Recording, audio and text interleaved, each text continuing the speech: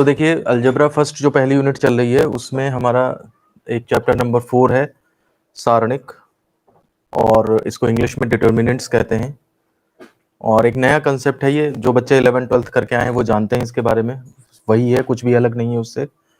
और लेकिन जो बच्चे 10th करके आए हैं वो इसके बारे में नहीं जानते होंगे। तो अब आज के लेक्चर में हम सबसे पहले इसके जो है बेसिक्स देखेंगे कि क्या चीज़ होती है, क्या इसके अंदर टर्म्स होते हैं, वो चीज़ आपको मालूम होनी चाहिए। तो हम क्या करेंगे, कोई डेफिनेशंस वगैरह नहीं आती उसकी पेपर में, हम क्या करेंगे कि उन टर्म्स को बस समझते रहेंगे, उनके नाम ध्यान रखिएगा। जब भी कभी आप सारणी के बारे में जानना चाहें तो बस उन नामों को पढ़ लीजिएगा, साथ में हम डायग्राम वगैरह बना देंगे इस तरह के कि उससे आपको और क्लियर होता रहेगा कि क्या चीज़ होती है वो। और एक दो लाइन में या एक दो वर्ड्स में हम उसको वहीं पे साइड में लिख देंगे, ताकि दोबारा जब आप रिवाइज करें तो आपको वो चीज़ें याद आती जाएं। ठीक है ना। तो सबसे पहले हम देखते हैं सारणिक जो है आया कहाँ से। इंट्रोडक्शन। तो सारणिक जो डेवलप किया गया था वो डेवलप किया गया था आपका जो आपकी युगपत समीकरणें होती हैं। युगपत समीकरण मतलब जैसे इस तरह की हो गई 2x + 3y = 5, ठीक है ना। या फिर मान लिया सपोज करिए 3x + 5y = 7। ये equation number first, equation number second. इन इक्वेशंस के सॉल्यूशन को एक तो अलजेब्रा का मेथड चलता है, जो कि आपने देखा होगा कोफिशिएंट्स बराबर करके काट दिए जाते हैं, वो एक मेथड चलता है। लेकिन कॉम्प्लिकेटेड जब इक्वेशंस होने लगती हैं, नंबर ऑफ वेरिएबल्स और नंबर ऑफ इक्वेशंस बढ़ने लगती हैं, तो फिर जो अलजेब्रिक मेथड होता है कोफिशिएंट्स बराबर करके काटने वाला, वो मेथड फिर लंबा होने लगता है, कॉम्प्लिकेटेड होने लगता है। तो उस केस में फिर जो है वो ये सारणिक जो है, डिटर्मिनेंट्स जो है वो काम में आती हैं। तो युगपत समीकरण के सॉल्यूशन को, हल को आसान बनाने के लिए ये जो है डिटर्मिनेंट का जनरेट हुई। ठीक है ना। तो अगर आपसे पूछा जाए कि मतलब सारणिक क्यों बनाई गई, अगर आप जानना चाहते हैं, तो ये इन इक्वेशंस के सॉल्यूशन को इजी बनाने के लिए जो है वो इसका आविष्कार हुआ था। तो ये तो हुआ इसका इंट्रोडक्शन। अब बात आती है डिटर्मिनेंट का स्ट्रक्चर कहाँ से बनता है। ठीक है ना। आप इसको एक नोट कर लें, जो भी नोट करना है, हालांकि कोई ज़्यादा ज़रूरत नहीं है, बस आपको पता होना चाहिए ये बात, कोई पेपर में नहीं आने वाली। अब देखिए इसका स्ट्रक्चर कैसे डिफाइन होता है, तो इसके स्ट्रक्चर को देख लेते हैं। हेडिंग डालते हैं सारणिक की संरचना, यानी कि स्ट्रक्चर ऑफ डिटर्मिनेंट। अभी तक डिटर्मिनेंट देखा नहीं है।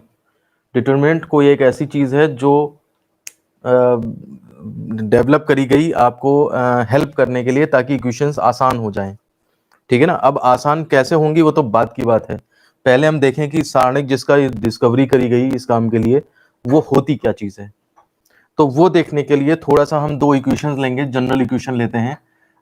ax + by, a1 b1 मान लेते हैं, a1x + b1y = c1 and a2x + b2y = c2। ठीक है, माना ये दो समीकरणें जो है हमने ले ली। थोड़ा सा हम अपने कॉन्सेप्ट को और आसान बना लेते हैं। कांस्टेंट अगर हटा दें तो मान लिया सपोज करिए ये 0 हो गया। ये दो इक्वेशन अगर हम सेलेक्ट कर लें, इसको इक्वेशन नंबर फर्स्ट का नाम दे देते हैं, इसको इक्वेशन नंबर सेकंड का नाम दे देते हैं। अब अगर मैं इक्वेशन नंबर फर्स्ट से निकालूं, फ्रॉम इक्वेशन फर्स्ट, देखिए यहां से a1x = -b1y हो जाएगा।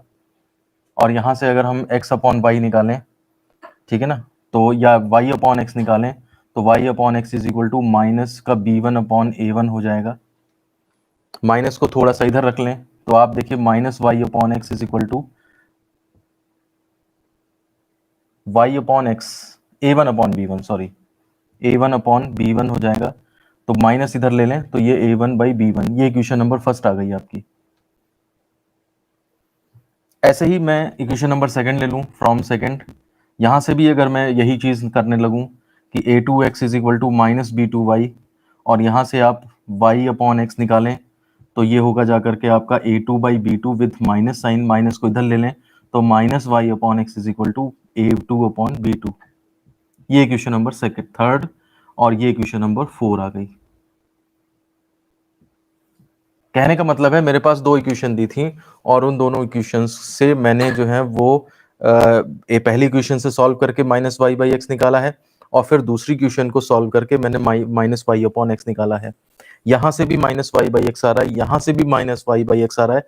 इसका मतलब ये दोनों वैल्यूज जो हैं वो बराबर होंगी। हमने क्या किया है, इसमें दो इक्वेशन से और माइनस वाई बाई एक्स की वैल्यू निकाली है। मैंने क्या किया है, दो इक्वेशन ली हैं और उन दोनों से माइनस वाई बाई एक्स निकाला है, ठीक है ना।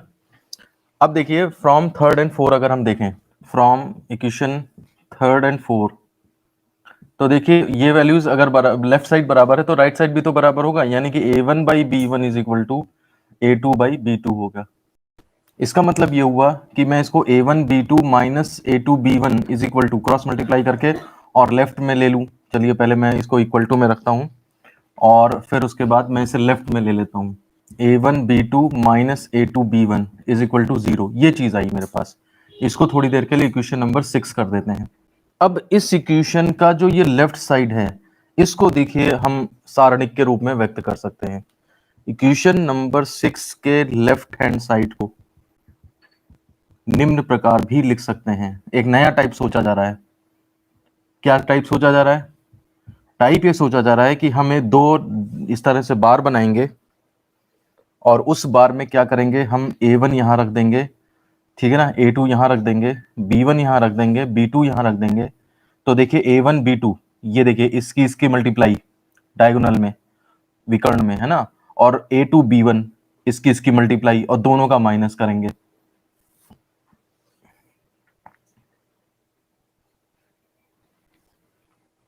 इसी स्ट्रक्चर को क्या कहा जाता है? सारणिक कहा जाता है।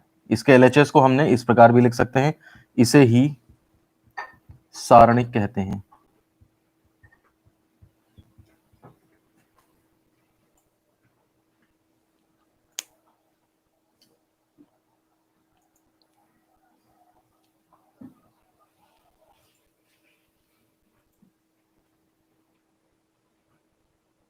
तो हमने केवल उसका लेफ्ट साइड उठाया और लेफ्ट साइड को हमने इस तरह से स्ट्रक्चर में बंद कर दिया। तो ये स्ट्रक्चर जो सोचा गया, इसको सारणिक कहा गया। नोट कर लीजिए और मुझे बताइए किसी को कोई समस्या तो नहीं है?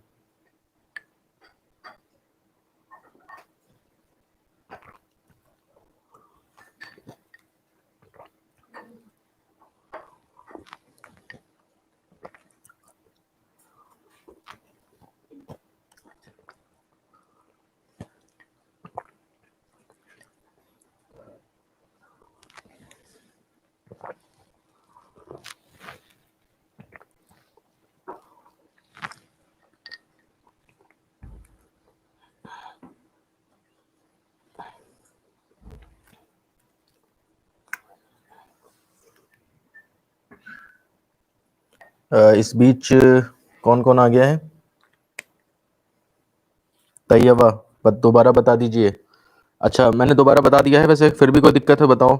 समता हो गया, प्रियांशी मौर्य एंड अंशु आर्य, ठीक है। Nagendra Yadav good evening, Kumkum good evening, Manjula good evening, Yasmin no problem, Samta okay.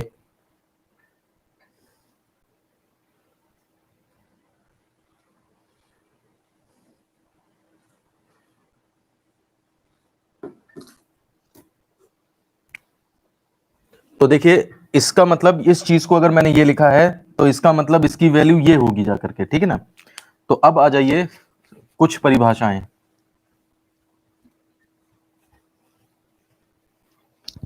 Heading डाल दीजिए, सम डेफिनेशंस एंड टर्म्स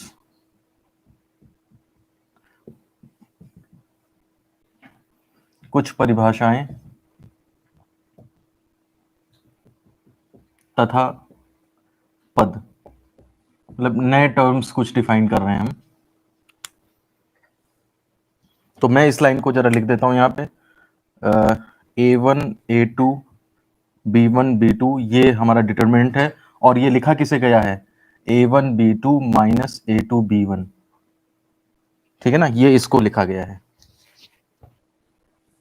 अब देखिए मैं इसमें समझाता जाऊंगा और आप लोग उसी तरह से डायग्राम में एरो बना बना के लिखते जाइएगा। मैं फिर उसके बाद मिटा दूंगा इसे, दूसरी चीजें समझा दूंगा, तो वो आप एरो बना के और नीचे अपनी कॉपी में लिखते जाइएगा। हमें वो डेफिनेशंस पेपर में नहीं आनी है, लेकिन वो हमें डेफिनेशंस यूज करनी है बार बार।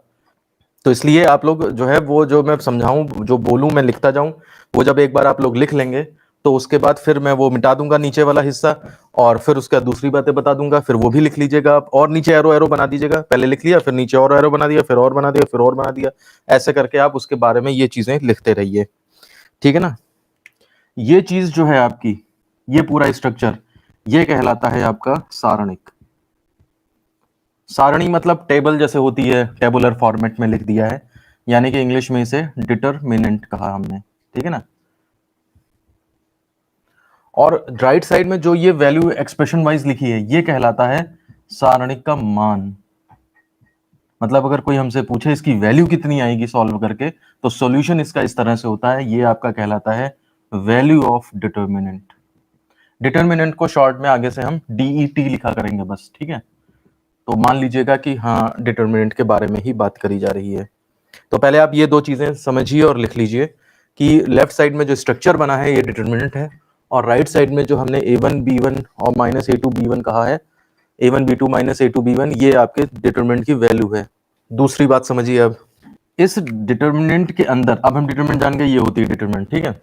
इस डिटरमिनेंट के अंदर ये जो आपके A1 लिखा है या A2 लिखा है या B1 लिखा है या B2 लिखा है, चार एलिमेंट जैसे आपको दिखाई दे रहे हैं।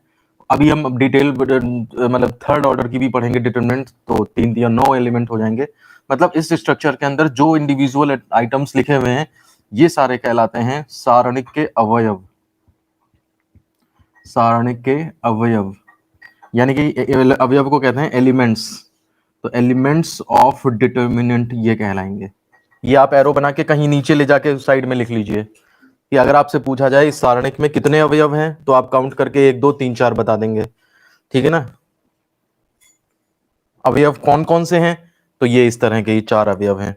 तो ये आपका एक टर्म आ गया, ये इसके अवयव हैं, ठीक है।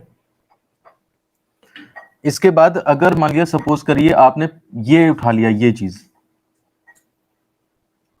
तो इस तरह से जो हॉरिजॉन्टल लाइनें हैं, ये जो हॉरिजॉन्टल लाइनें हैं, हॉरिजॉन्टल लाइंस यानी कि क्षैतिज रेखाएं जो हैं, क्षैतिज रेखाओं में जो एलिमेंट्स बने हैं, इनको कहा जाता है रोज। रोज माने पंक्तियां, और इनको आर से शो करते हैं। तो ये वाली जो है वो आपकी पहली वाली जो है R1 हो जाएगी। इसके अंदर कौन से एलिमेंट हैं, A1 और A2, ठीक है। और दूसरी रो जो है R2, इसमें कौन कौन से एलिमेंट हैं, B1 और B2। ये दोनों बातें लिखिए जरा, ये R1 है इसके, और ये आपकी R2 है। हॉरिजॉन्टल ऐसे ऐसे ऐसे हाथ कर लिया करिए, ये इस तरह से। ये आपको थर्ड सेमेस्टर में भी काम देगा। डिटरमिनेंट का यूज मैट्रिसेस में होगा आगे चल के, आव्यूह में, उसमें भी थोड़ा बहुत काम आएगा।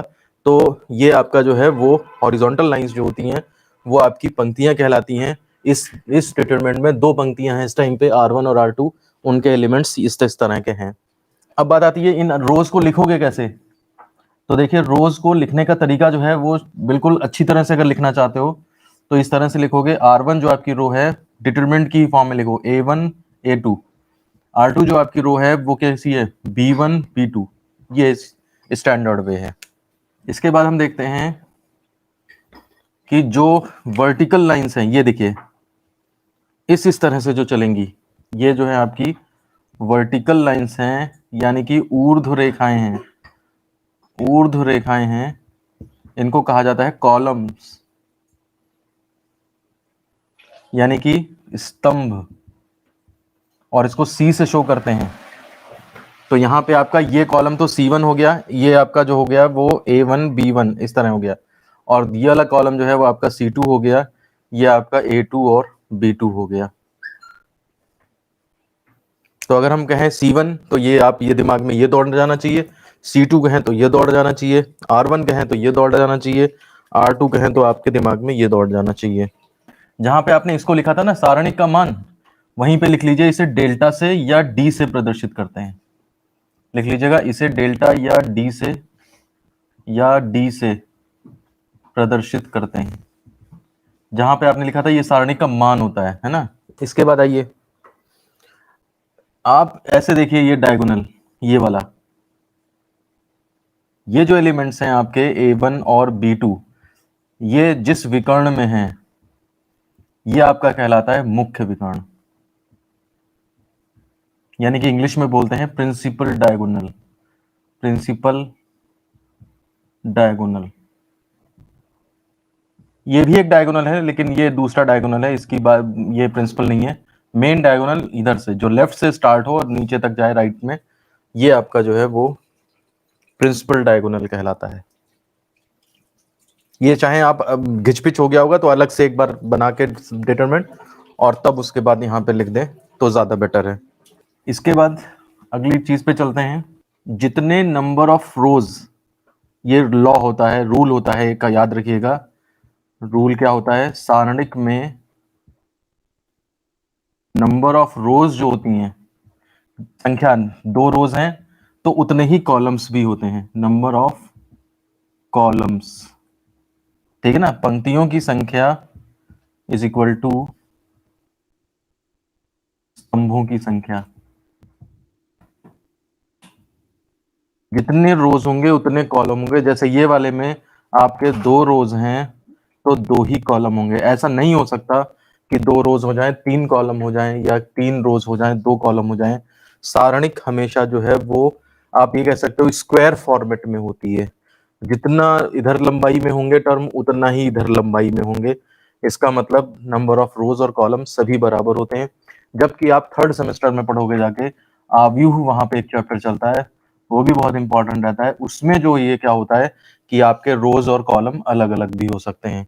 रोज कम हो सकती हैं, कॉलम ज्यादा हो सकते हैं, या रोज ज्यादा हो सकती हैं, कॉलम कम हो सकते हैं। तो सारणिक के लिए हमेशा ध्यान रखिएगा कि नंबर ऑफ रोज और नंबर ऑफ कॉलम्स बराबर होते हैं। अब दूसरी बात देखिए कि जितने इसमें रोज होंगी या कॉलम्स, कोई भी एक काउंट कर लीजिए। जैसे इसके अंदर 2 रोज हैं, तो ये जो 2 नंबर निकल के आएगा, ये इस सारणिक का ऑर्डर कहलाता है, ठीक है ना। ऑर्डर, या हिंदी में से कोटि या क्रम कहते हैं। मतलब कोटि, सारणिक का कोटि या क्रम, इंग्लिश में से कहते हैं order of determinant. Order of determinants. तो ऑर्डर ऑफ डिटर्मिनेंट क्या होता है, जितने इसमें रोज, या तो रोज काउंट कर लीजिए या कॉलम काउंट कर लीजिए, ठीक है ना। किसी सारणिक में पंक्तियों या स्तंभों, कोई एक चीज देख लीजिए क्योंकि दोनों बराबर होते हैं। पंक्तियों या स्तंभों की संख्या, कॉमा, उस सारणी का क्रम, उस सारणी की कोटि या क्रम कहलाता है, ठीक है। किसी सारणिक में पंक्तियों या स्तंभों की संख्या उस सारणिक की कोटि या क्रम कहलाता है।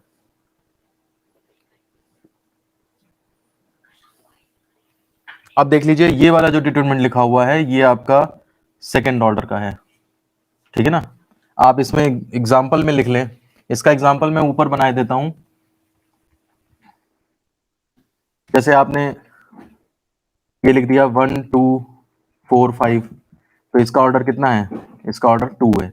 2 रोज चाहे काउंट कर लीजिए, चाहे 2 कॉलम काउंट कर लीजिए। मैंने ये लिख दिया 1 2 3 4 5 6 7 8 9, तो इसका ऑर्डर कितना है, इसका ऑर्डर 3 है। और 4x4 का भी हो सकता है, कोई इसमें वो बड़ी बात नहीं है। आप 2 एग्जांपल लिख लीजिए, तो इससे आपको पता लग जाएगा। या तो आप रोज को काउंट कर लीजिए या कॉलम काउंट कर लीजिए, उससे आपको ऑर्डर पता लग जाएगा। नोट कर लीजिए और बताइए मुझे कोई समस्या है तो। इसके बाद एक रूल इसी से रिलेटेड देख लेते हैं। आप ये देखो कि अगर ऑर्डर 2 है तो इसके अंदर कितने एलिमेंट होंगे, 2 रोज होंगी 2 कॉलम, यानी कि 4 एलिमेंट आएंगे। अगर ऑर्डर 3 है तो देखिए 1 2 3 4 5 6 7 8 9, 9 एलिमेंट आएंगे। क्योंकि 3 रो होने का, 3 ऑर्डर होने का मतलब है 3 ही रोज होंगी और उसमें 3 ही कॉलम होंगे, तो यानी कि 9 एलिमेंट हो जाएंगे। तो इससे क्या पता चलता है, अगर हम आपको ऑर्डर दे दें और पूछे नंबर ऑफ एलिमेंट्स कितने हैं, तो सीधे 3 का स्क्वायर कर दो, वो मिल जाएंगे। 3 रो और 3 कॉलम करोगे तो 3 3 6, 3 3 3 बार करोगे तो 3 का क्यूब हो गया, सॉरी 3 का स्क्वायर हो गया ना। 3 इधर से और 3 इधर से, तो 9 तो बन ही जाएंगे आपस में। ऐसी 2 ये और 2 ये, तो इस तरह से आप ये करोगे तो 4 एलिमेंट आ जाएंगे, तो 2 का स्क्वायर 4। कहने का मतलब यह है कि अगर आपको कोटि या क्रम दे दें और उससे कहें कि नंबर ऑफ एलिमेंट्स निकालो कितने होंगे, तो आप वो आराम से पता कर सकते हैं। n स्क्वायर करके आपको नंबर ऑफ एलिमेंट्स पता लग जाएंगे। तो ये चीज हम लिख लेते हैं जरा, जो जहां पर आप हो उसके नीचे अब लिखो आप, किसी सारणिक में अवयवों की संख्या, किसी सारणिक में अवयवों की संख्या उस सारणिक के कोटि या क्रम के वर्ग के बराबर होती है, वर्ग के बराबर होती है। इसका मतलब यदि ऑर्डर n है तो अवयवों की संख्या कितनी हो जाएगी, तो अवयवों की संख्या जो हो जाएगी आपकी ऑर्डर का स्क्वायर यानी कि n स्क्वायर। ये बॉक्स में बंद कर लीजिए। कॉमन सेंस वाली बात है, इसीलिए ये चैप्टर आसान माना जाता है, क्योंकि इसमें आपको कोई ऐसी चीजें नहीं बताई जाती हैं जैसे बायनोमियल थ्योरम था या कुछ था जिसमें आपको बहुत ज्यादा दिमाग लगाना पड़े। इसमें ऐसा नहीं होता है। कॉलम में 1 2 3 हो, रोज में 1 2 हो, ऐसा हो सकता है? नहीं नहीं नहीं, ऐसा नहीं हो सकता। क्योंकि अगर कॉलम में 1 2 3 हो और रोज में 1 2 हो तो फिर तो आपका रोज ज्यादा रोज ज्यादा हो गई और कॉलम कम हो जाएंगे, ठीक है ना? ऐसा नहीं हो सकता। कॉलम 2 एंड रोज 3 हो तब नहीं, तब भी कुछ नहीं, कुछ भी नहीं कर सकते आप, बिल्कुल हाथ बंधे हुए हैं। आपको अगर हम बता दें कि एक सारणिक में रोज जो हैं वो 3 हैं, तो आप ऑटोमेटिकली समझ जाएंगे कि कॉलम भी 3 ही होंगे, कोई और ऑप्शन नहीं है हमारे पास। ऐसा जो है वो आव्यूह में होता है और वो हमारे पास 3rd सेमेस्टर में आएगा। हालांकि 12th करके जो बच्चे आए होंगे वो पढ़ के आए होंगे, 12th में होता है, दोनों चीजें होती हैं, सारणिक भी होता है, आव्यूह भी होता है, और बच्चे उसी में कंफ्यूज रहते हैं उसके नियमों में। यहाँ हमारे पास ऐसा नहीं है, सारणिक जो है हमारे पास 1st सेमेस्टर में है और 3rd सेमेस्टर में हमारे पास जो है वो मैट्रिसेस, ठीक है। अब एक दूसरी चीज देखते हैं। अब आपके जो हैं वो सम डेफिनेशंस जो थी, छोटी मोटी डेफिनेशंस खत्म हो गई। अब हमारे पास थोड़ा अलग चीजें आएंगी, तो इसलिए हम नेक्स्ट आर्टिकल अब कर रहे हैं। देखिए, सारणिक में स्थानों के चिन्ह। एक्चुअली ऐसा है, एग्जैक्ट आर्टिकल तो कुछ अलग होता है, ठीक है ना? उसमें ith रो, jth कॉलम और फिर -1 to the power i plus j और ऐसे करके जो है वो दुनिया भर का तामझाम है। बजाय उसके क्या करते हैं कि हम सारणिक में स्थानों के चिन्ह याद करवा देते हैं। हर कोई ऐसा ही करता है, ज्यादातर लोग।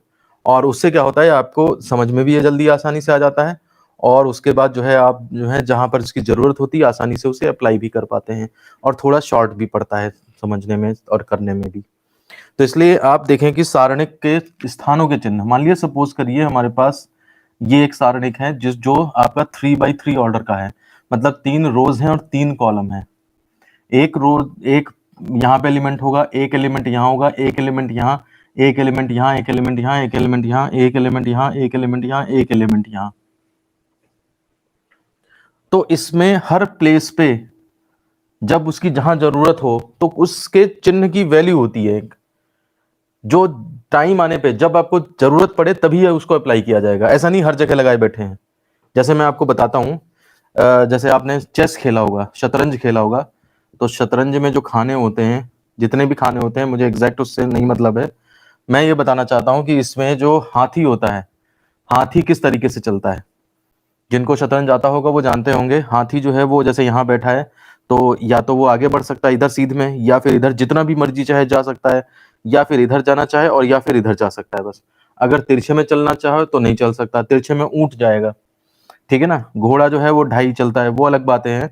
हाथी का जो चलने का तरीका होता है वो ये है, यहाँ से जाके फिर मुड़ जाए तो सीधा, चाहे जितना इतना लंबा चला जाए, यहाँ चला जाए, वहां चला जाए, ऐसे इस तरह से हाथी चलता है। सेम इसी ऑर्डर में आपको यहाँ पे चलना है, कॉर्नर में प्लस रख लेना है और उसके बाद अल्टरनेट प्लस माइनस लगाते चले जाने हैं, चाहे आप हाथी की तरह इधर चलो, चाहे इधर चलो, चाहे कैसे भी चलो। देखिए मैं इस बताता हूं आपको, प्लस के बाद अब इधर चले, मान लिया हाथी की सीध में, तो माइनस आ गया, फिर प्लस आ गया, बदलते गए चिन्ह। अब हाथी इधर भी चल सकता है, तो इधर आ गया तो माइनस हो जाएगा, प्लस के बाद माइनस, फिर प्लस। फिर हाथी सपोज इधर चला तो माइनस प्लस, फिर इधर चला माइनस प्लस, देखिए वापस लौट आए, सही हो गया सब। अगर हाथी इधर से आके इधर भी चला जाए तो माइनस के बाद देखिए क्या आ जाएगा, प्लस आ जाएगा। तो ये जो साइन होते हैं, अगर आप इन्हें इस तरह से याद कर लेंगे तो ये आपके कहलाते हैं सारणी के प्लेस वैल्यू, स्थान के चिन्ह क्या होते हैं। इसका मतलब आप ये मत समझें कि अगर मेरे को एक डिटरमिनेंट 1 2 3 दी है तो आप उसमें माइनस या प्लस माइनस या अपने आप लगा देंगे ना। इनकी जहां जरूरत पड़ती है वहां पे इसका यूज किया जाता है। वो जरूरतें बाद में समझाई जाएंगी कि कहाँ पे क्या जरूरत पड़नी है। फिलहाल आप इस चीज को याद कर लें कि स्थानों के क्या चिन्ह होते हैं, plus minus plus minus plus minus plus minus. इधर से चलना चाहो तो plus minus plus minus plus minus plus minus plus. इधर से चलना चाहो तो minus plus minus plus minus plus. हाथी की तरह आप चलते रहिए और अल्टरनेट प्लस माइनस लगाते रहिए। और ये ध्यान रख लीजिए कि इस कॉर्नर पे प्लस रहता है, आप सारे चिन्ह अपने हिसाब से लगा लेंगे। तो ये जरा डायग्राम बना लीजिए और इसको दिमाग में बैठाने की कोशिश करें वंस मोर। अच्छा देखो, सारणिक में चिन्ह, स्थानों के चिन्ह, स्थान मतलब पहला स्थान, दूसरा स्थान, तीसरा स्थान, ये मतलब है। इनके चिन्ह क्या होते हैं, मतलब जब इनके वैल्यू रखी जाएगी कहीं पर, जहां जहां पे बताएंगे वहां, हर जगह नहीं, तो उस टाइम पे इनके चिन्ह जो प्लेस की वैल्यू होती है ये पॉजिटिव होती है। और पॉजिटिव से स्टार्ट करके आप बस सीध में चलते जाओ, टेढ़ा नहीं चलना है आपने। और अल्टरनेट प्लस माइनस लगाते चले जाओ। जैसे प्लस है यहाँ पे तो माइनस फिर माइनस, बदलते गए प्लस माइनस करके, या फिर इधर से माइनस प्लस माइनस, किधर से भी घूम लो, बस हाथी की तरह घूमना है तुम्हें, मतलब सीध में ही घूमना है, टेढ़ा नहीं चलना है। तो आपको अल्टरनेट प्लस माइनस ही नजर आएंगे। तो एक जगह इस कॉर्नर पे प्लस करके और आप सेट कर सकते हो, किसी भी प्लेस का चिन्ह निकाल सकते हो। नेक्स्ट टॉपिक डालिए, उपसारणिक, या इसका दूसरा नाम होता है लघु घटक। लघु घटक, या इसको इंग्लिश में कहते हैं माइनर्स। देखिए जैसे जिले में डीएम होता है, फिर एक एक तहसील पे एसडीएम होता है, यानी कि उप जिलाधिकारी होता है। जिलाधिकारी के नीचे उप जिलाधिकारी होता है, यानी कि उप जिलाधिकारी की सारी शक्तियां जिलाधिकारी में निहित हैं, एक तरह से ये कह सकते हो आप। तो ऐसे ही सारणिक तो डिटेल में हो गई, और उसमें जो है वो हम उसका अगर उप सारणिक बनाना चाहें तो इसका मतलब उसी से कुछ अंश निकालेंगे हम उसका। लघु घटक का भी मतलब है कि एक छोटा सा पार्ट निकाल लो उसमें से। माइनर माने भी यही होता है। माइनर मतलब जैसे कहते हैं ना, माइनर है अभी, यानी कि 18 साल से कम है तो माइनर, यानी कि 18 साल से अगर आप कम हैं तो इसका मतलब आपके डिसीजन जो है वो आप लेने के लिए स्वतंत्र नहीं है, आपके माँ बाप ही उसका डिसीजन लेंगे किसी भी चीज का। तो सबका वही एक ही मतलब है। देखिए क्या मतलब है यहाँ पे, सपोज करिए हमारे पास एक डिटर्मिनेंट है, इसके एलिमेंट्स मान लिया सपोज 1 2 3 4 5 6 7 8 9, ये डिटर्मिनेंट है, ये एलिमेंट्स हैं इसमें, और ये 3/3 की डिटर्मिनेंट है। अब अगर हम मान लिया सपोज करिए इसमें से पहली रो को छोड़ दें और पहले कॉलम को छोड़ दें, हटा दो इसको, तो जो क्या बचेगा, तो ये बचेगा 5 6 8 9। ये भी तो एक डिटर्मिनेंट है, ये आपकी 2/2 ऑर्डर की है, ये 3 ऑर्डर की थी, और ये आपकी 2 ऑर्डर की है। ये भी डिटर्मिनेंट है, ये भी डिटर्मिनेंट है, और ये डिटर्मिनेंट इससे प्राप्त हुई है, उससे छोटी है ना, उसमें कुछ बढ़ाया तो नहीं है, उससे कुछ हटाया ही है। तो ये डिटर्मिनेंट जो है आपकी, वो इस डिटर्मिनेंट की उपसारणिक या फिर लघु घटक कहलाएगी। ये जो है आपकी, ये माइनर कहलाएगी। अब ये माइनर तो आ गया, ठीक है, लेकिन ये माइनर किसका है, इस डिटर्मिनेंट में से किसका माइनर है। तो देखिए जो इन रोज और जिस रो को और जिस कॉलम को छोड़ा है आपने, उसका जो कटान बिंदु पे एलिमेंट है ये उसका माइनर कहलाता है। ये 1 का माइनर है, समझ रहे हैं आप। मतलब जिस एलिमेंट का माइनर आपको निकालना है, उस एलिमेंट से जाती हुई रो और उस एलिमेंट से जाते हुए कॉलम को, यानी कि उस रो और उस कॉलम को छोड़ दीजिए जिसमें वो एलिमेंट है, तो बचे हुए जो अवयवों से प्राप्त जो यहाँ पे आपको डिटरमिनेंट मिलेगी वो कहलाएगी उस एलिमेंट का माइनर, यानी कि उस एलिमेंट का उपसारणिक कहलाएगा।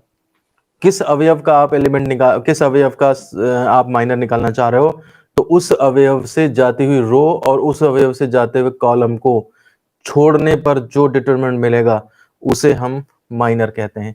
आप अभी ये नोट मत करिएगा, नोट करवाएंगे हम जनरल एग्जांपल से, ठीक है ना। आप पहले डेफिनेशन लिख लीजिए, किसी सारणिक के किसी अवयव से होकर जाने वाली पंक्ति तथा स्तंभ को निकाल देने पर जो सारणिक प्राप्त होता है उसे उस अवयव का उपसारणिक या लघु घटक कहते हैं, या लघु घटक कहते हैं।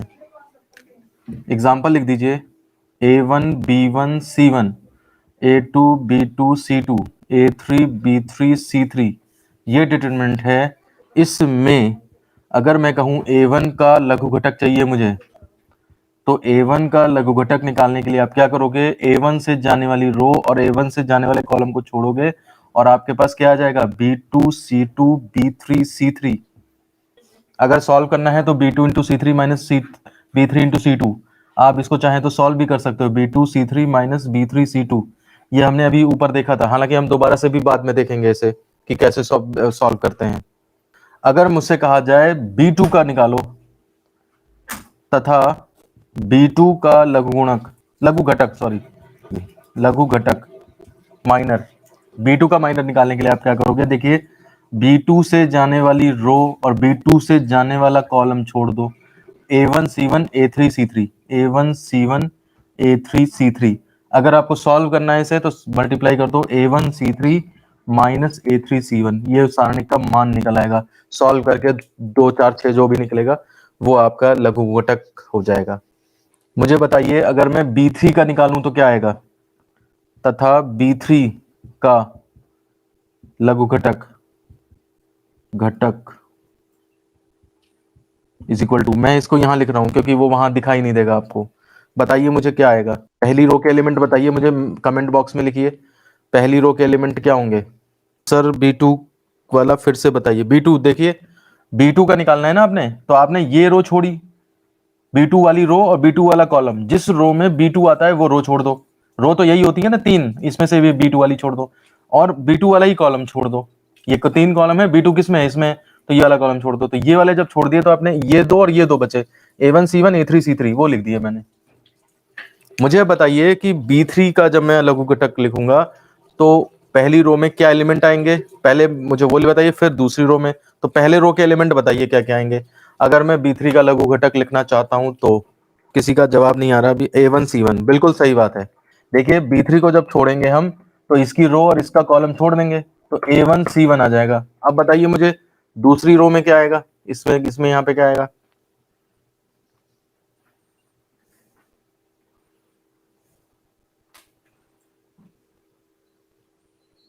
हाँ, शुभम ने सारे एक साथ लिख दिए, सही है। विशाल मौर्य A1 B1 ना, B1 क्यों आएगा, B3 वाली अगर रो छोड़ दोगे तो B1 कहाँ से आ जाएंगे, ये वाली रो तो छोड़ दोगे ना आप, B3 है अगर, तो ये वाली कॉलम और ये वाली रो तो छोड़ दी, तो आपके ये दो बचेंगे, A1 C1 A2 C2। तो A1 C1 देखिए ये वाला B3 है, इसकी रो इसके कॉलम मिटा दो और इसकी रो मिटा दो, बस ऐसे समझो। लो मैंने ये खराब कर दिया। अब क्या बचा, आप देखो A1 C1 और A2 C2। ठीक है, इस पे पेन रख के देख लो या कैसी भी रख के देख लो, इमेजिनेशन अगर नहीं है तो उसको रख के देख लो। दीपक माथुर बिल्कुल सही है, सही था शायद, मिटा क्यों दिया। लिख देता हूं मैं फिर से, A1 B1 C1 A2 B2 C2 A3 B3 C3। ये आता है करना, बहुत अच्छी बात है दीपक। ठीक, देखो हमारी क्लास उनके लिए भी है ना जो 10th से पास होके आए हैं बच्चे, ठीक है ना, तो इसलिए हमें तो उतना ही डिटेल में जाना पड़ेगा। जो चीजें आपको आती हैं तो बहुत अच्छी बात है, आप जिन लोगों को आता है तो वो कम से कम एक्सरसाइज करने की कोशिश करें, है ना। अब आप इसके ऊपर आज का जो हमारा है वो टॉपिक डालिए, सहखंड, कोफैक्टर, कोफैक्टर्स, कोफैक्टर। और मैं बता दूं आपको, इस सेकंड डालने से पहले 2 3 लाइनें या साइड में जगह होगी ही आपके पास, हम एक चीज कल और समझाएंगे आपको। तो अभी मैं इसलिए नहीं समझाना चाह रहा हूँ कि वो चीज आपको थोड़ा सा अजीब सी लगेगी, तो इसलिए कल समझाएंगे, तब इन चीजों की फिर से जरूरत पड़ेगी। अभी आप डालिए कोफैक्टर, ध्यान से देखिए आप लोग। कोफैक्टर्स और माइनर्स मिलते जुलते हैं, इसलिए कंफ्यूज कर जाते हैं कई बार लोग। माइनर्स जो हैं वो केवल रो कॉलम छोड़ दीजिए, आपको माइनर्स मिल जाते हैं। लघु घटक आपको निकालने हैं या उप सारणिक निकालना है तो वो आपको जो है सिंपली आपको रो कॉलम छोड़िए, जिस भी एलिमेंट का निकालना है आपको मिल जाएगा। कोफैक्टर में इतना काम तो करना ही है, कोफैक्टर में लघु घटक तो निकालना ही निकालना है, लघु घटक तो ये काम तो करना ही करना है। प्लस एक काम और जुड़ जाता है, एक कम ये जुड़ जाता है कि आपको उसके आगे जिस अवयव का आप लघु घटक निकाल रहे हैं उसका जो चिन्ह है वो भी स्टार्टिंग में लगा देना पड़ता है। चिन्ह और लगा दीजिए आप जिस अवयव का निकाल रहे हैं। मैं बताता हूं आपको, जैसे a1 का लघु घटक निकाला आपने, तो a1 का प्लेस वैल्यू अब ध्यान रखिए, मैं साइड में छोटे छोटे लिख देता हूं, इसका प्लस, ये माइनस, ये प्लस, अभी जो मैंने बताया था ना, फिर ये माइनस प्लस माइनस, चाहे इधर से चले आओ, plus minus plus minus plus. तो आपको क्या करना है कि b1, जैसे आपने a1 का लघु घटक निकाला, तो a1 के लघु घटक में देखिए उसका चिन्ह प्लस है, तो अगर आप प्लस लगा दीजिए इसमें, तो ये जो वैल्यू आएगी ये आपका a1 का लघु घटक न कहला करके a1 का सहखंड कहलाएगा। अब देखिए आप कहेंगे प्लस लगाने से क्या फर्क पड़ा, ये तो उधर नहीं था, तो ठीक है यहाँ पे नहीं फर्क पड़ेगा, लेकिन जिनमें माइनस है वहां फर्क पड़ेगा। जैसे मैं आपको बताऊं b2 का, देखिए तो b2 का भी साइन प्लस ही है, तो इसमें भी प्लस लग जाएगा, ये आपका इसका सहखंड बन जाएगा। ये बात अलग है, b2 के लिए, a1 के लिए सहखंड और लघु घटक एक ही चीज है, b2 के लिए सहखंड और लघु घटक एक ही चीज है क्योंकि वो प्लस ही लग रहा है।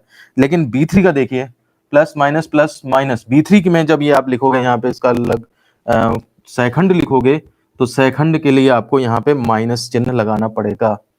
हाँ, b3 में माइनस हो जाएगा, मतलब इसे सॉल्व करेंगे जब आप, तो ये देखिए माइनस आगे लगा रहेगा और अंदर a1 c2 minus a2 c1, ये अंदर हो जाएगा, माइनस सॉल्व करके जो भी आए वो आपका आंसर हो जाएगा। तो सहखंड को लघु घटक और सहखंड निकालने का तरीका एक लगभग एक है। कोफैक्ट मतलब माइनर्स में क्या करते हैं, लघु घटक में केवल हम रो कॉलम छोड़ के जो आ रहा है वो डिटरमिनेंट लिख देते हैं, लेकिन सहखंड में उसकी प्लेस वैल्यू भी लगा देते हैं, जिस एलिमेंट का आप सहखंड निकालोगे उसकी प्लेस वैल्यू भी लगा दी जाती है। b1 का निकालते हैं अगर, तो b1 का निकालोगे, इसकी रो कॉलम छोड़ोगे, a2 c2 a3 c3 आएगा और आगे माइनस का चिन्ह लग जाएगा।